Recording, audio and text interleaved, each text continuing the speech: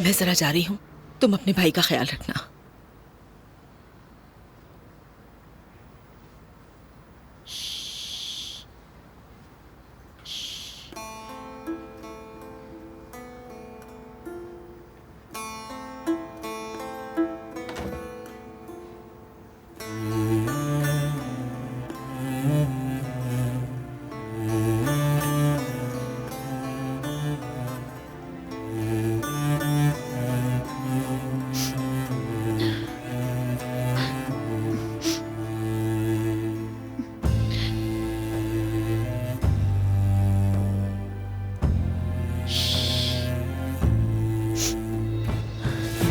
चुप मेरी जान, तुम्हारी आपा तुम्हारे पास है।